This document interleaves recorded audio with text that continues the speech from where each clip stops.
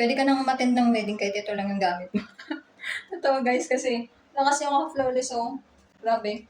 Para to sa mga oily face lalo guys. Pwede rin siguro siya kahit hindi naman oily yung mukha mo, pero saktong-sakto sa mga oily face. Ano kasi to guys? Matte face powder.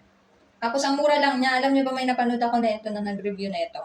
Tinapat niya itong product na to sa face powder niya rin na halagang nasa 1,000 plus. Nasa 1K plus. Samantalang ito, parang ano lang to, wala pang 200 to eh. Tinapat niya to, halos parehas lang daw talaga yung effect niya kapag nilagay mo sa mukha. Kaya sulit na sulit to guys, ang ganda talaga niya. Tapos yung itsura niya kapag nilagay mo, wala tamang tatagal talaga siya. Hindi siya yung basta lang mawawala sa mukha mo. Di ba may mga ganong face powder na kapag katagalan, biglang parang wala ka nang nilagay, tapos mag-apply ka na naman. Ito siguro maganda naman kasi ginamit ko to kanina. Yun nga, yung pawis ko guys, kita dito. Tapos, kasi sobrang oily ng mukha ko talaga ngayon.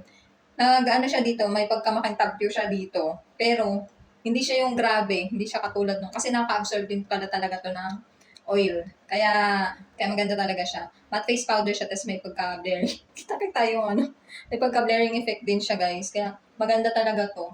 Ang ganda lalo sa personal guest kung nakita nyo. Dito kasi sa camera ko, ang pangit.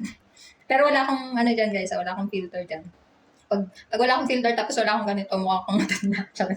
Kasi nga, sobrang haggardness is loneliness. Pero dito guys, ang ganda talaga niya. Kaya, nalagay ko na lang dyan kay Zero Basket kung gusto nyo rin try lang.